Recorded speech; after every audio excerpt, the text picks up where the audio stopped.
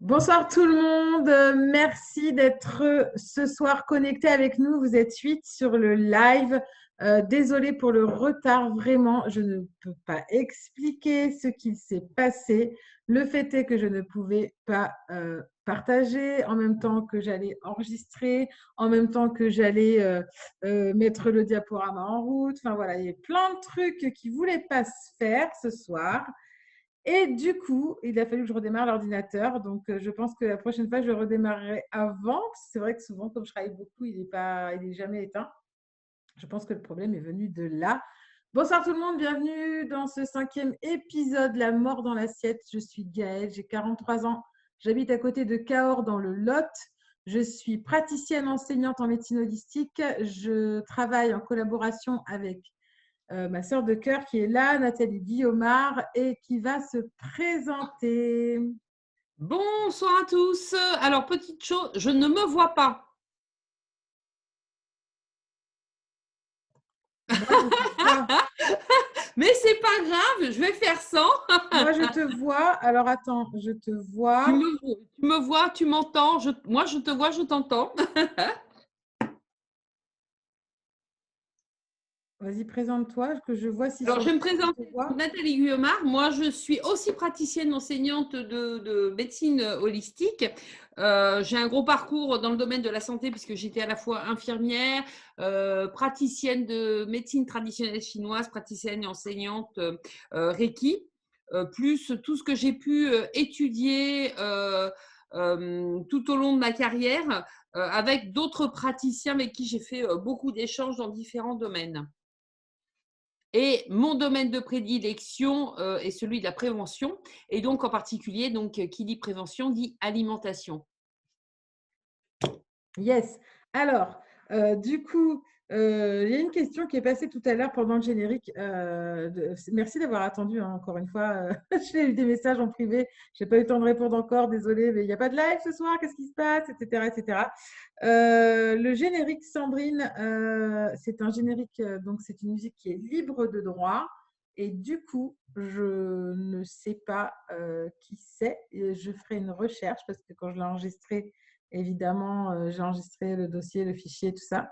Donc, je ferai une recherche et je répondrai à ton commentaire tout à l'heure ou demain pour te dire qui a écrit cette musique, qui l'a composée. Du coup, bonsoir encore une fois à Mickaël, Kelly, Sandrine, Aurore, Fanny, Marie-Odile et Audrey. Voilà, donc les amis, pour ceux qui viennent pour la première fois, pardon, nous avons un procédé. Je fais passer des slides. Nathalie nous déverse son savoir et je suis le live depuis mon téléphone de façon à répondre aux questions, du moins à voir les questions et qu'on puisse y répondre. Donc, si vous en avez, vous n'hésitez pas. Comme Sandrine tout à l'heure qui a posé la question de ce que c'était que cette musique. Du coup, elle trouve que ça ressemble à Kavinsky. Effectivement, il y a un petit air. Je n'ai pas choisi pour rien. et, voilà, n'hésitez pas à poser vos questions. N'hésitez pas à partager. Pourquoi il faut partager, les amis? Je vais vous dire, c'est très important parce que vous allez permettre à des personnes d'avoir accès à une information qu'on n'a pas souvent. En fait, on met en garde contre des choses que nous avons dans notre assiette. Je vous invite aussi je mettrai le lien plus tard, à vous abonner à la chaîne YouTube parce que nous allons y mettre tous les replays et nous allons aussi mettre les replays de la saison précédente. Donc, qui ne s'appelait pas La mort dans l'assiette, ça n'avait pas spécialement de nom, mais c'est pas grave, on s'en fiche parce que le contenu est fort intéressant. Donc, Nathalie, je te laisse la parole. Ah, c'est bien. Alors, moi, je ne trouve pas le live, mais c'est pas grave. Sur Je ne mon me vois pas, je trouve profil. pas le live, c'est super. Mais c'est pas grave. On va faire avec, ça va être parfait. Ok. Je mets juste un petit mot sur mon profil.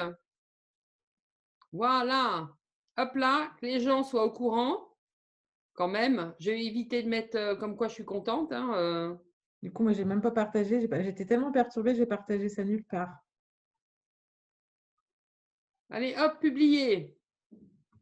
Voilà, comme ça, je peux passer à l'action. Allez, épisode numéro 5, le E133. Donc, en quasi milieu de parcours, nous, on pouvait se dire que ça allait être un petit peu mieux par rapport à ce qu'on a pu déjà voir. Ben non, hein. Désolée. On continue dans le monde de l'horreur.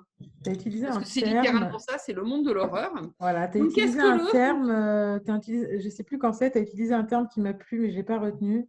Dans le genre, tu étais en train de faire une série de films d'horreur ou de serial killer. Je ne sais plus ce que c'était, mais j'ai beaucoup aimé.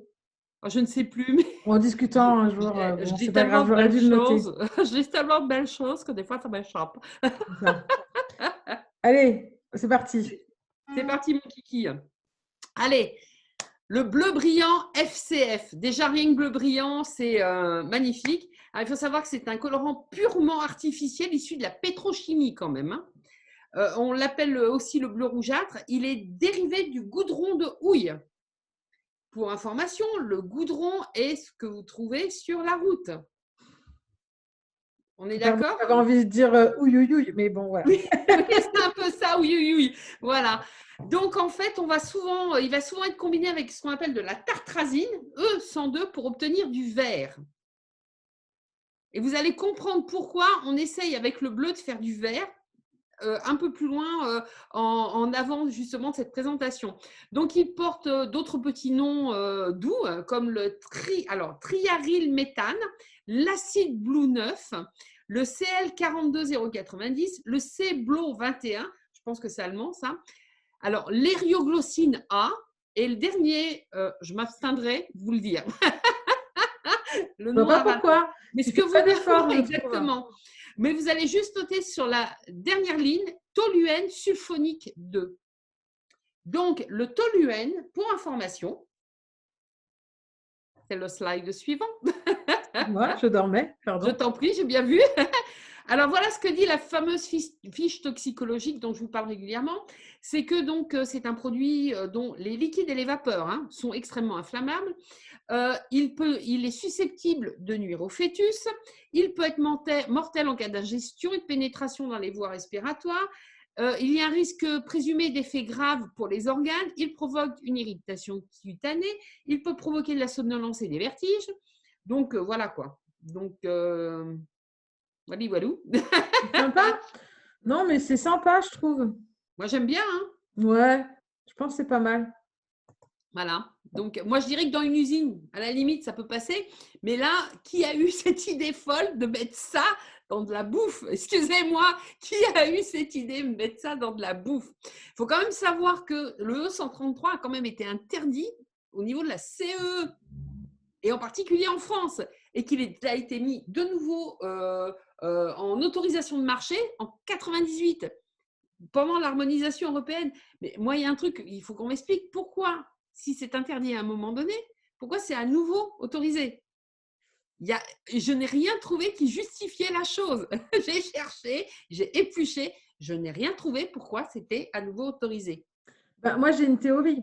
Vu que dans les 4 précédents épisodes, on a vu qu'on avalait quand même pas mal de produits qui étaient plutôt mutagènes, est-ce qu'on n'a pas muté au point de pouvoir manger du E133? Ça se pourrait bien. C'est C'est peut-être peut-être ça, hein? une explication. Voilà. Donc, alors c'est un produit qui est utilisé seul ou en combinaison avec, entre autres, de l'aluminium. Et l'aluminium, il faut le savoir quand même, ça provoque, c'est reconnu, hein, ça, c'est la nomenclature médicale là-dessus, elle est claire. Ça peut provoquer de la sclérose en plaques, de l'Alzheimer, du Parkinson, en fait, toutes ces joyeusetés qui sont liées à une détérioration du cerveau. Donc, il faut quand même savoir un truc, c'est que au niveau de l'alimentation, il est précisé par la Commission européenne qu'il doit être pur, ce E133. Toutefois, quand on regarde la classification chimique de la substance pure, elle est classée XN nocif et R33 avec un risque d'effet cumulatif. Donc voilà, comment dire? Vous pouvez répéter la question? Oui, c'est un peu ça. Là, moi, les bras m'en sont un peu tombés quand même, hein. Ok. Voilà. Donc, il faut savoir que c'est un produit qui est hydrosoluble, c'est-à-dire qu'il se dissout dans l'eau et donc le corps a la capacité de l'éliminer via les urines, la sueur, etc. Mais en aucun cas, il y a d'études qui démontrent que c'est un produit qui est une totale innocuité. Une innocuité, c'est quelque chose qui ne va pas nuire à la santé, d'accord, ou à l'environnement, etc. Donc, en fait, les études de l'Autorité européenne de sécurité alimentaire montre que ce colorant bleu de synthèse issu du goudron de houille n'est ni cancérigène, ni génotoxique, ni reprotoxique. Donc, ça veut dire qu'il n'entraîne pas un cancer, qu'il ne va pas modifier notre génome, c'est-à-dire notre structure ADN, et que ça ne va pas entraîner soit de l'infertilité ou agir sur les fœtus. Donc, tout va bien. Oui, apparemment. D'accord. Donc, on peut arrêter l'émission. Oui, allez, salut. Allez, merci d'avoir écouté cette émission, messieurs, dames. Continuez à manger du œuf sans ton bras. Non, allez, on continue. Non, on continue. On continue. Donc, en fait, si on regarde un tout petit peu plus près, on arrive quand même à trouver une étude qui a été publiée en 2015 qui justement parle de l'effet cytotoxique. Donc, c'est les cytotoxiques, c'est l'effet de toxicité sur la cellule, hein, d'accord? Génotoxique, donc sur l'ADN. Et en fait, sur les lymphocytes humains par blocage de la respiration mitochondriale. Qu'est-ce que ça veut dire? En fait, les lymphocytes, c'est votre système de défense immunitaire, hein. Et la respiration, toute cellule a son propre système de respiration qui est fait par une petite structure intracellulaire qu'on appelle la mitochondrie. Donc, les cellules ont besoin d'oxygène et rejettent du gaz carbonique. Donc, quand vous respirez, en fait, vous amenez dans votre corps de l'oxygène pour qu'il soit transporté jusqu'à vos cellules qui vont prendre cet oxygène, respirer, rejeter du gaz carbonique que vous allez à nouveau rejeter par votre respiration. En fait, ce gaz carbonique, ce n'est pas vos poumons qui le fabriquent, ce sont vos cellules qui le fabriquent. J'ai été claire ou pas? Alors, tu m'as perdu concrètement. Mais j'avoue que je ne sais pas si c'est parce que… Si je la perds elle, je perds tout le monde. Non, ouais. Non, en général, si tu me perds moi, c'est que tu as perdu tout le monde. Ceci dit, je suis ces derniers temps pas tout à fait dans mon état normal. Ah bon? Un petit peu fatiguée. Donc, peut-être que c'est pas à cause de moi. Est-ce que les gens, vous avez compris, s'il vous plaît? Est-ce que vous avez compris ce qu'a dit Nathalie? Parce que sincèrement, je suis vraiment désolée, mais j'ai une tendance à décrocher trop rapide. C'est ma faute. Mais voilà, si Sandrine, tu peux nous dire si c'était clair ou s'il faut qu'on redise ce qu'il y a sur cette slide, enfin que Nathalie le redise surtout parce que moi, je serais incapable de le faire.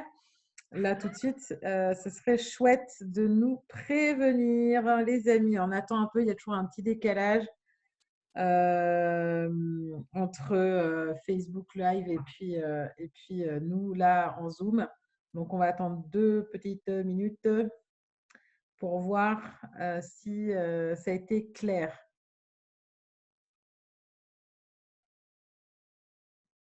Ils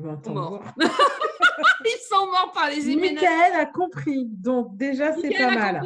C'est bon. Donc c'est moi qui ai décroché. Je suis désolée vraiment. Je pense que je vais ne plus intervenir. Je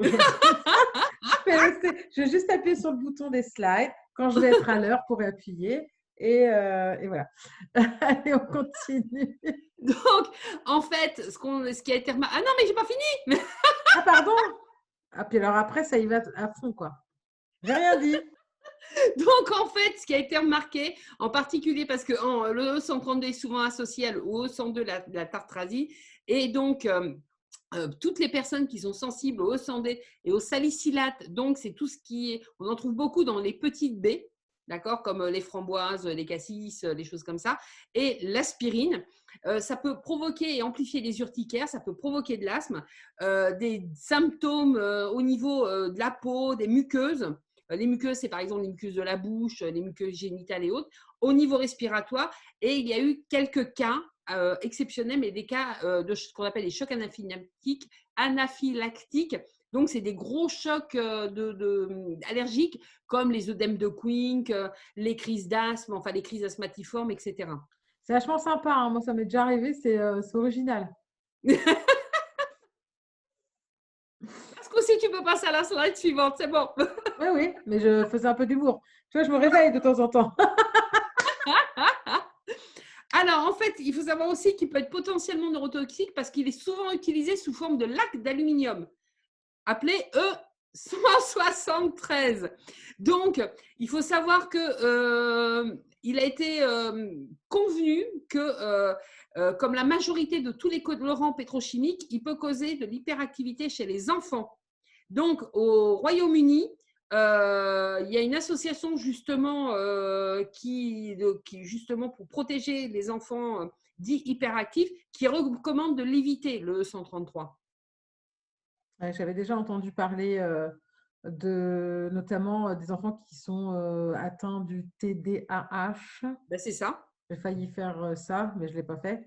Non, non, c'est le Euh, TDAH, ouais. ouais, ouais. Non, mais ça, c'est parce que je ne veux pas dire que ça n'existe pas. Attention, je sais que je connais des gens qui ont un enfant diagnostiqué TDAH. Je ne veux pas dire que ça n'existe pas. Je veux juste Alors, mettre en garde sur les causes du TDAH, en fait. alors, moi, je vais être claire, je ne me souviens pas d'avoir, de ma génération, avoir vu des collègues de classe, des collègues d'école souffrir de TDAH. Non. Alors, Ils n'en le avaient terme en pas. lui-même n'existait pas, ça c'est Voilà. certain. Il y a une chose qui est sûre, c'est que c'est un terme qui est utilisé depuis, on va dire, les gens qui ont une trentaine d'années l'ont croisé, Ouais. soit en souffrent ou soit ont vu des copains d'école en souffrir et tout. Moi, dans mon temps, les gosses qui potentiellement souffraient de ça, euh, honnêtement, je pense que j'en faisais partie, qu'on aurait pu classifier en TDAH, je veux dire, par rapport au comportement que je pouvais avoir à l'école et même à la maison. Je ne suis pas du tout TDAH, je suis précoce, donc hyperactive, mais ce n'est pas TDAH, c'est différent. Le TDAH, c'est vraiment quelque chose de super lourd par rapport Ouais. à l'hyperactivité. Il y a l'hyperactivité, puis il y a le niveau au-dessus, en fait. Il y a le Hmm. TDAH. Les parents qui ont des gosses qui sont diagnostiqués TDAH morflent, hein. Enfin, voilà, c'est vraiment pas cool. Moi, ce que je dis, donc c'est pour ça que je dis pas que ça n'existe pas. Je sais qu'il y a des gens qui disent que ça n'existe pas. Moi, je dis pas ça. Je dis par contre, attention à ce qu'on respire, ce qu'on mange, ce qu'on boit, parce qu'effectivement, c'est un syndrome qui n'existait pas auparavant. Hmm. L'hyperactivité a toujours existé. C'est les enfants précoces sont hyperactifs, ça c'est clair. Ça a toujours été le cas. Mais on n'est pas tous catégorie. Enfin, ma fille, elle est hyperactive aussi. On n'est pas des TDAH, quoi. C'est vraiment un degré au-dessus qui devient très compliqué à vivre pour tout le monde. Voilà. Et puis des enfants turbulents, il y en a toujours plus ou moins Oui, eu. Mais un enfant turbulent euh, arri- se calme arrive à se calmer par moment. oui, La différence, elle est là. C'est que cette particularité, justement, comportementale, le trouble comportemental, c'est quelque chose de relativement récent et qui est allez, on va dire, des 2 dernières décennies, hein, ouais, voilà, plus ou moins, 2-3 ouais. dernières décennies. Mais Mm, avant, ça n'existait pas, hein. mm, mm. Donc, je pense qu'il y a vraiment, enfin, pour moi, il y a vraiment un lien avec l'alimentation. Exactement. La pollution, l'alimentation, quelque chose de cet ordre-là, en tout cas. Donc, il faut savoir aussi que ça peut aussi provoquer des symptômes gastro-intestinaux. Donc, comme on l'a dit déjà précédemment, il y a 15 jours, attention, c'est peut-être pas ah Gastro, mince, j'ai le nom sous le bout de la langue, une gastro-entérite. voilà, une gastro-entérite. Donc, voilà, donc faut se méfier. Il faut savoir qu'on en trouve, ce E133 a la particularité de se déposer au niveau des reins et des vaisseaux lymphatiques. Les vaisseaux lymphatiques, c'est quand même tout ce qui va permettre à votre système immunitaire de circuler. C'est tout ce qui va drainer tous vos liquides intracellulaires entre chaque cellule. Voilà. Je vais y arriver, moi aussi. Toi qui dors et moi qui bégaye, c'est impeccable. On est top niveau ce soir. Heureusement qu'il n'y a qu'une émission tous les 15 jours, parce que les gens, ils en auraient marre. Exactement. Bon, il faut savoir que quand même, quand il est utilisé en grande quantité, en éprouvette et sur des rats, l'effet donc sur l'adénome, sur les gènes, est évident. Et en plus, ça va détruire les ressources énergétiques du corps. C'est-à-dire que le corps ne peut plus utiliser ses ressources. Le corps devient totalement déficient. Donc, il faut quand même savoir qu'il est listé inclassable concernant sa cancérogénicité pour l'homme par le Centre international de recherche sur le cancer, mais qu'il est listé possiblement cancérigène par l'Association pour la recherche thérapeutique anticancéreuse. Donc, on croit qui? Ouais, ils ne se mettent pas d'accord entre eux, les gars. Ben non, les gens ne sont pas d'accord. C'est là où on est vraiment dans… moi, ce que ça a soulevé chez moi comme interrogation, c'est mais on croit qui maintenant? Même des instances qui sont des instances officielles, elle s'est tellement, excusez-moi, tordue, parce que je ne vois pas d'autres mots, tordue que même entre elles, elles n'arrivent pas à se mettre d'accord sur le discours qu'elles doivent tenir vis-à-vis du consommateur. On en est là, quoi. Voilà, voilà. Voilà, voilà. Donc, en France, on va le trouver il est clairement référencé dans 743 produits de confiserie. Hein. Donc là, vous avez un lien, vous avez la liste de toutes les confiseries où on va le trouver. Là, c'est que les confiseries. On est d'accord dans les 743 produits. Parce qu'on va le trouver aussi dans les yaourts aromatisés, dans les fromages industriels, dans des pâtisseries, des charcuteries. On le trouve même dans de la charcuterie. Qu'est-ce qu'on va aller mettre du bleu dans de la charcuterie? Du cochon bleu, à moins qu'il y en ait sur Mars, moi, j'en ai jamais vu dans les champs. Hein. Donc, on va le trouver dans des crèmes glacées, de la confiture, des assaisonnements, de la soupe, bien sûr dans le chewing-gum, forcément. On en revient. À chaque fois, il repasse par là, le chewing-gum. Le chewing-gum, c'est un grand classique. Vous connaissez tous le curaçao, hein, donc c'est ni plus ni moins que ça. Hein. Dans des desserts, les produits transformés à base de pommes de terre. Donc, la fameuse chips violette vitlotte, c'est peut-être pas de la vitlotte. Hein. Non. Bah si. On en trouve dans les poissons fumés, on en trouve dans les sauces, les chutneys, les moutardes. Alors, les BRSA, je trouve ça très joli comme nom. C'est des maquettes. De côté, ça, c'est nouveau. Une boisson rafraîchissante sans alcool. Donc, ouais, sans alcool. Soda, quoi. Pourquoi on n'appelle plus ça du soda? Ben parce que dans la notion de soda, il y a la notion de sucre. Donc, en changeant le nom, les gens oublient qu'il y a du sucre dedans. D'accord. C'est pas mal. Il faut savoir qu'en marketing, ils sont très forts. Ça n'a rien à voir, mais je vais vous raconter une petite histoire marketing vraie qui est en lien avec le dentifrice. À une époque, le leader mondial du dentifrice était l'entreprise Gillette. Et à un moment donné, ils se sont posé la question de comment faire en sorte d'augmenter leur volume d'affaires. Et il y avait quelqu'un qui a eu une idée de génie, il se fait juste d'augmenter la taille du trou. Donc, tu en mets plus sur ta brosse à dents, pas parce que tu en as besoin, mais tu en mets plus, donc tu achètes plus de tubes dans l'année.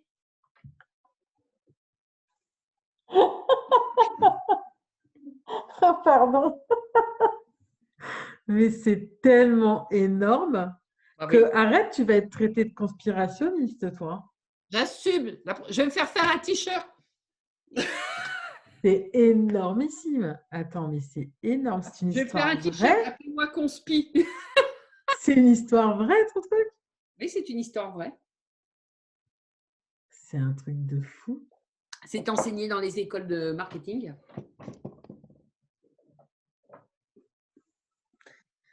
Ok. Comme les rasoirs pour hommes, messieurs, mesdames, on vous vend des rasoirs. D'ailleurs, j'ai fait une story là-dessus, des rasoirs avec quasiment 12 lames. Mais non, il n'y a pas de Non, mais attendez, c'est le truc, c'est délire. Il y a des rasoirs, moi, comme avait mon grand-père, le truc avec la lame où tu risques de t'égorger avec, le coupe-chou, mais ça suffit pour se raser, ça. Et ça ne va pas polluer avec des tonnes de plastique et tout ça dans la nature. Une lame, moi, je vois mon chéri, pourtant il a la barbe dure, il se rase une fois par semaine avec ça, ça ne pousse pas plus que ça, et il change de lame une fois par mois, et encore. on est dans des systèmes où on invente des trucs, où on vous raconte, mais du pipeau, on vous raconte des salades pour vous faire acheter. Comme quoi la lame, elle chope le poil avant qu'il re-rentre, pour pas qu'il se sauve. Non mais arrêtez, faut arrêter quoi. Non, mais c'est magique. Mais moi, tu vois, des fois, je me dis, je vais re-regarder la télé un peu parce que, en fait, tout ça, moi, je sais pas, comme je regarde pas la télévision, j'ai plus accès à aucune publicité. Et du coup ça me tue, quoi, ça m'épate. Ah oui, non C'est mais c'est ça, énorme.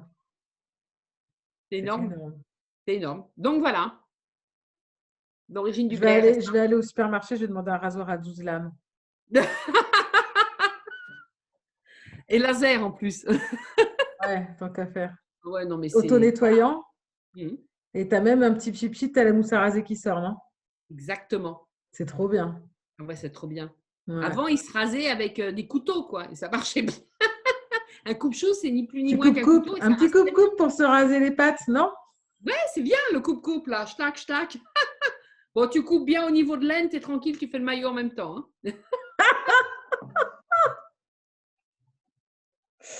Oh my God. Allez, on Bon, on a un continue. peu digressé, mais c'est vraiment Ouais, ça. non, là, Il ce y a une soir, je chose pense entre ce que qu'on vous c'est… raconte et la réalité des choses. Il faut vraiment faire preuve de discernement et se renseigner parce que c'est vraiment important, quoi. ouais. Mais surtout, arrêtez la télé, en fait, éteignez-la. C'est le seul conseil que je peux donner, là, tout de suite.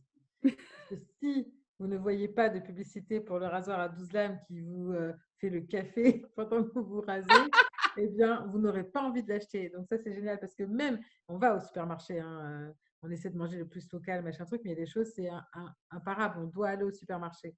Et comme je ne connais pas, moi, ce rasoir à 12 lames, je ne vais pas dans le rayon et je ne vais pas l'acheter. Donc peut-être que la solution, c'est de ne plus regarder la télévision et de ne plus avoir l'impression qu'on a des besoins qui sont créés tous les jours et qui sont pas des vrais besoins, en fait. Même si on se rase, c'est bien de se raser, hein, moi, je n'ai pas de problème avec ça. Hein. Mais effectivement, un rasoir, moi j'en ai un qui est encore pas le vieux rasoir de dans le temps, tu vois, mais que je change que les têtes, quoi. Oui, mais même ça, moi, alors, moi, je suis pour de plus en plus, je vais vers ne pas traumatiser mon corps avec des choses violentes. C'est pour le poil, L'épilation, quoi. Tu peux le dire que tu es pour le poil, on a le droit. alors, moi, plus ça va, à une époque, j'étais pilophobe. Je voyais un poil, je hurlais, sur moi, je hurlais. Donc, j'ai essayé, alors moi, j'ai essayé des tas de techniques hein, et j'en étais arrivée, la plus simple pour moi, c'était l'épilateur électrique, mais j'en ai marre, ça fait mal, quoi. Oui, Donc, j'ai racheté un rasoir, mais j'ai racheté un rasoir à l'ancienne, un truc métallique où tu dévisses le truc, ça s'ouvre et tu as la lame que tu changes, mais ça tout existe simplement. encore. Et ça marche très bien, quoi. Je savais pas que ça existait encore, en fait. Ben, ils en refont justement, parce qu'avec la mode de la barbe, ils ont ressorti ce qui se faisait quand même il y a 30 ans, quoi. Et encore, c'est gentil de Ils ont m'insister ça. ressorti les vieux outils. Donc, le blaireau, le machin, tout ça, on en trouve partout. Ah non, moi, le blaireau, ça n'a jamais disparu. Hein. Non, mais ça a toujours existé. Des Ouais. blaireaux, j'en vois tout le temps, régulièrement. Oui, on est d'accord. On est d'accord. Allez, j'arrête Mais parce c'est vrai que que ce les gens, type ils de vont en avoir rasoir, marre il de est nous. super. Et en plus, moi, je vois la différence parce que je sais que mon homme, il a une peau, il avait tendance à avoir des boutons. Parce qu'en plus, ça colle des boutons, les autres trucs. Ça agresse tellement la peau qu'en fait, c'était une boucherie quand il se rasait. Là, il n'y a jamais une goutte de sang, quoi. Et je le sais parce que c'est moi qui le rase. Moi, j'adore faire ça, c'est moi qui le rase. Donc, je sais très bien ce qui se passe, quoi. Ah ouais, d'accord. Donc, rien que ça fait en plus, c'est un geste pour la planète, puisqu'on ne va pas avoir régulièrement acheté toutes ces têtes, quoi. Ouais, effectivement. Donc, voilà. Bon, ben voilà, pour le coup, on a fait une petite parenthèse rasoir. Hein. Enfin, rasoir pas pénible, rasoir l'outil. Non, mais ça fait partie d'un tout, en fait. Hein. Mm. Voilà.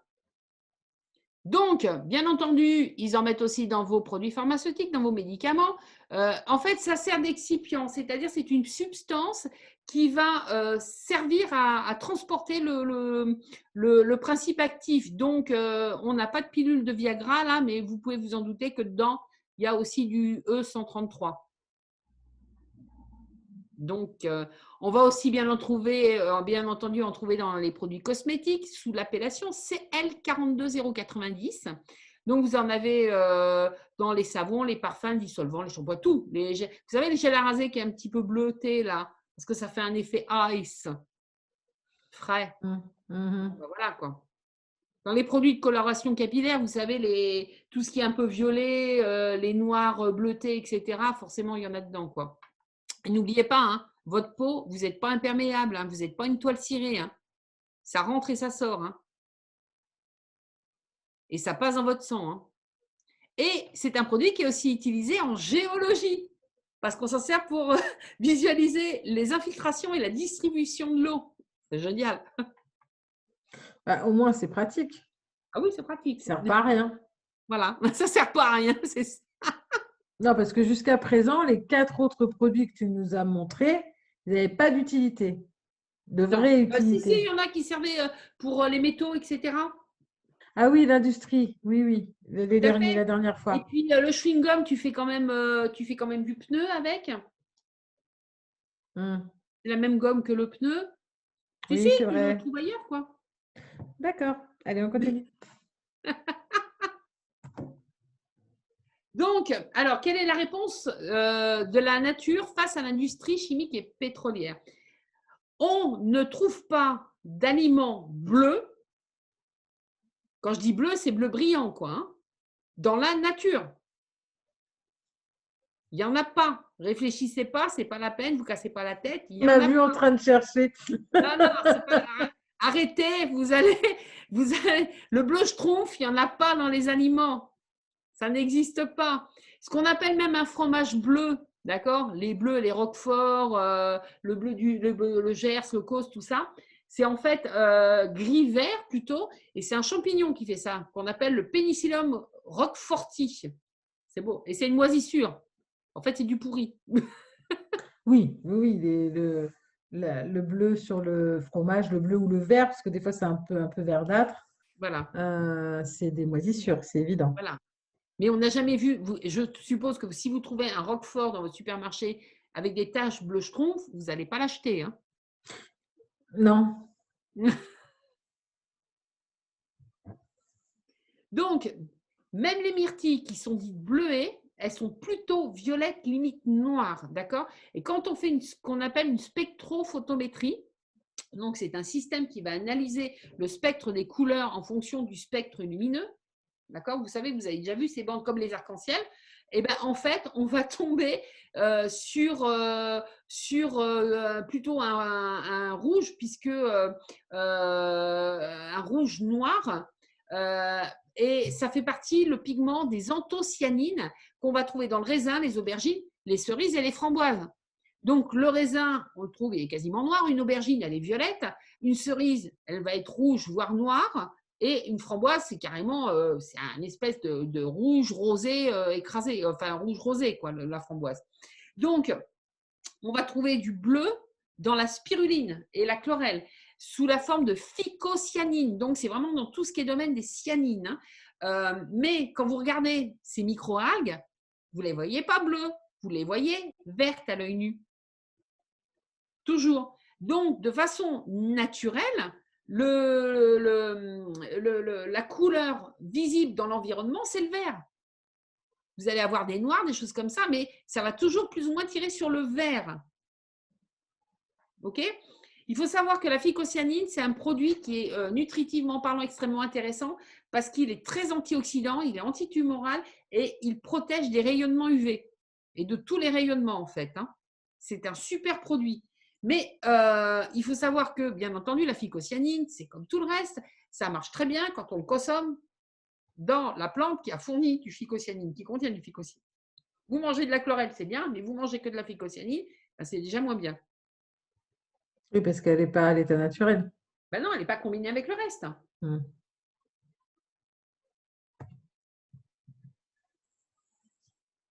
Donc, alors, Donc ça, pour la petite histoire, c'est des grains de spiruline vus de très très près. de très très près, on voit cette teinte bleue, en fait. Mm. Puisque avec la lumière, c'est le bleu qui va ressortir. Donc, en fait, ce qui est intéressant de se poser comme question, puisqu'on est capable d'extraire ce colorant bleu de la spiruline et de la chlorelle, normalement, techniquement parlant, il ne devrait pas y avoir d'alternative au niveau de l'industrie agroalimentaire, puisque d'un côté, on a un produit pétrochimique clairement dont personne ne voudrait, et qui n'est clairement pas bon pour la santé, et d'un côté, un produit qui est extrêmement bon pour la santé, puisque justement, il a des propriétés thérapeutiques. Mais il faut savoir que si la production d'algues d'eau douce est maintenant très, très bien maîtrisée. D'accord? Mais il faut quand même savoir que le coût d'un pigment naturel est très nettement supérieur à un dérivé de pétrole. Et surtout que c'est un résidu d'une fabrication pétrolière qu'on recycle, parce qu'il ne faut pas gâcher, hein, ne l'oublions pas. Le problème, c'est qui, parmi vous, irait acheter un paquet de bonbons de 100 grammes à 15 € le kilo, à 15 € le paquet? Personne. Personne ne va faire ça. Ben non, D'accord? c'est Donc, évident. un industriel de l'agroalimentaire ne va pas prendre le risque de perdre un revenu considérable, surtout que c'est surtout les enfants qui le consomment. Vous êtes d'accord? Même si ça oblige les gamins à prendre de la Ritaline parce qu'ils sont complètement détraqués au niveau de leur fonction cérébrale. Parce qu'une TDAH, c'est quand même ça. Hein. Mm. C'est un dysfonctionnement au niveau de tous les neurotransmetteurs cérébraux. C'est comme si votre gamin, vous le mettiez sous 380 en permanence. Donc, moi, je vous invite à lire les effets secondaires de la Ritaline sur Internet. C'est quelque chose d'assez… voilà quoi. C'est Donc, édifiant, ouais. Mm. voilà. Donc, de toute façon, santé et finances ne font jamais, jamais, jamais bon ménage. Alors, ce qui explique qu'il n'y a pas cette couleur bleue dans l'environnement, c'est la chlorophylle. OK? Tous les végétaux contiennent de la chlorophylle. Donc, c'est ce qui permet, c'est cette molécule qui fait la photosynthèse. C'est elle qui va absorber les rayons lumineux pour se transformer en nutriments, et en particulier en sucre. D'accord? Et ce pigment est vert. La chlorophylle, c'est vert. Donc, c'est pour ça que les végétaux, en général, sont verts. Donc, les autres pigments qu'on va trouver, ce sont les caroténoïdes. Je vais y arriver. Et ben, en plus, c'est compliqué ce soir. Hein. Il y a un tas de termes techniques et qui sont plutôt de couleur jaune-orangé. Les carottes, la fameuse carotte, hein, le curcuma, etc. Et les phycobiliprotéines qui sont plutôt rouges. Mais quoi qu'il en soit, le bleu et le vert, ça fait toujours du vert. Donc, il faut savoir que dans la nature elle est très intelligente, c'est que pour qu'une molécule organique soit bleue, ça existe, mais il faut des conditions strictes et il faut qu'elles soient toutes réunies. Il faut qu'il y ait énormément de pigments. Il faut que le pH soit alcalin, donc supérieur à 7. Et quand on arrive à avoir les deux combinés dans la nature, ben en général, qu'est-ce qui se passe? On a une plante qui est vénéneuse, qui est mortelle. Donc, si dans la nature, c'est mortel, ben voilà quoi. Et dans le règne animal, on trouve des animaux qui ont des teintes bleues et en général, c'est signe de danger. Hein. Ça veut dire je suis toxique, m'approche pas. Hein. Ça pourrait être un bon plan, ça pourrait être tranquille. C'est-à-dire, Bah, je sais pas, tu te déguises en schtroumpf et on te fout la paix, quoi, non? voilà, c'est ça, ouais. Ben, un peu comme dans Braveheart, quand ils attaquent. Genre, méfiez-vous les gars, ça va barder. Mm. Donc, alors, j'ai cherché des informations sur ce fameux Chris Günther. À part le fait qu'il soit un professeur d'horticulture à l'université de Caroline du Nord, pour lui, c'est l'évolution qui explique ce phénomène. C'est-à-dire que normalement, comme la nourriture bleue n'est pas attirante pour les humains, en fait, elle coupe l'appétit, cette couleur. Vous mettez quelque chose de bleu à manger à quelqu'un, il ne va pas avoir envie de le manger. C'est un phénomène tout à fait naturel. Hein. Et très certainement que c'est lié dans notre mémoire au fait que tout ce qui est bleu, c'est toxique. Rappelez-vous ce qu'on disait précédemment, c'est que tout ce qui est saveur sucrée, qu'on trouve de sucré dans la nature est bon à consommer. Donc, cette mémoire de la toxicité liée à la couleur bleue, on doit l'avoir quelque part en nous. Ce qui fait que si on nous montre que, je ne sais pas moi, un dessert de couleur bleue, on va faire on va pas du tout avoir envie de le manger. Et d'ailleurs, il y a même des spécialistes qui conseillent aux gens qui sont atteints de fringales de se soumettre à de la lumière bleue pour couper justement cet appétit. Alors, moi, je vais peut-être aller un peu trop vite, mais j'ai quand même une question à poser par rapport à ça. Comment tu expliques que les bonbons, je trouve, Ouais, et ce succès, alors du coup, parce que ils à sont cause de bleus. tout ce qui est... Ben oui, mais il y a le côté, c'est des schtroumpfs, déjà d'une, et il y a tout le Mhm. sucre et toutes les cochonneries, de glutamate, etc., qui sont Oui, mais rajoutées si dedans. tu l'as pas goûté, que tu te fies juste à la couleur, Ah, mais moi personnellement, j'ai jamais eu envie d'en manger. toi, Oui, mais il faut savoir que euh, ce genre de notion rentre dans l'éducation. C'est-à-dire que si, on va prendre un cas, on se retrouve à l'état brut, machin, il n'y a plus de supermarché, etc. Tu vas aller éduquer, apprendre aux petits, aux enfants, ce qu'ils peuvent consommer ou pas. Donc, un enfant dans la nature, tu vas lui dire, ce que tu fais, tu vois une plante, tu fais ça, tu goûtes. Tu la manges pas, tu goûtes d'abord. Si c'est sucré, tu peux manger. Si c'est pas sucré, tu manges pas, c'est pas bon. Tu craches. Voilà. OK? hein. Donc, un enfant va agir par apprentissage. Nous, on est des adultes, on est des bilos, d'accord? Excusez-moi, hein, je vais être cash. On voit des bonbons, je trouve. Ah bah, je vais goûter. Même si sur le coup, tu vas te dire au départ, qu'est-ce que c'est que ces bonbons bleus, quoi? C'est ta première Bon, moi, réaction. je te Si tu pose donnes des sincèrement la bonbons bleus à un gamin, lui, il va pas se... Mes parents me donnent à manger des trucs bleus, je mange des trucs bleus. Parce qu'il y a le critère confiance. Oui, d'accord, très bien. Ok, parce que j'ai vu aucun gamin rejeter des schtroumpfs. Enfin, moi, j'en ai déjà mangé. J'ai vu ma fille les aimait pas, étonnamment, mais Hmm. les mangeait pas. Dans un paquet de mélange, en général, elle touchait pas les schtroumpfs. Mais je me dis, moi, personne ne me les a donnés en mode ah ouais, parce que je sais que c'est des bonbons et je sais qu'ils sont sucrés alors. Ouais, c'est ça. D'accord, ok, C'est des bonbons, c'est sucré, donc tu fais pas. Voilà quoi. ok, Tu vas y aller. C'est des bonbons, c'est sucré. Donc c'est ton côté appétence pour le sucre qui va prendre le pas sur la couleur bleue. ouais, d'accord.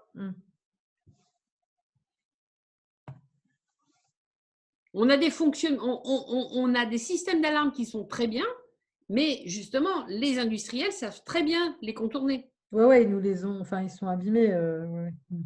Voilà. Donc, alors, il semblerait que la couleur bleue dans les végétaux soit rare parce qu'en fait, le bleu a un niveau énergétique, une vibration très élevée. Donc, il semblerait que les plantes absorbent dans la lumière, d'après les études qui ont été faites sur les plantes, absorbent beaucoup plus le rayonnement bleu pour se développer plus efficacement. Dans le spectre lumineux, c'est ce qui passe le plus facilement dans les plantes. Et c'est pour ça que l'atteinte étant absorbée, eh ben, elle apparaît moins dans la nature. Là, on est D'accord. dans du domaine du quantique, hein, Oui, oui, d'accord? oui. C'est très Ouais. compliqué. Mais il faut quand même savoir qu'il y a des études qui sont faites justement où des plantes sont soumises à la lumière bleue et elles poussent beaucoup plus vite. D'accord. Donc, ben, résultat, ben, c'est Mais pareil. là, les schtroumpfs, Voilà. Donc, par conséquent, soyons sages, laissons les schtroumpfs vivre en paix et continuons de manger des carottes. Vive la carotte. Donc laissons voilà, ça ces c'est pour amis, on va vous laisser le temps Voilà. de, de les noter si vous voulez les noter. Comme je le dis toujours, si vous voulez que je les mette en lien, il suffit de le demander. Je fais un copier-coller, je les mets en lien, en commentaire, comme ça vous pourrez cliquer dessus et arriver directement sur les pages en question. Désolée pour ce direct qui était un petit peu particulier avec des gens fatigués. C'est la période qui veut ça, je pense. Mm. Et des gens pas à l'heure aussi parce qu'ils ont des ordinateurs fatigués. Je crois que tout le monde est fatigué dans ma maison. On va tous aller dormir, même l'ordinateur. Et merci d'avoir été là. Merci. C'était le 5e épisode. Nous en sommes à la moitié. Mhm.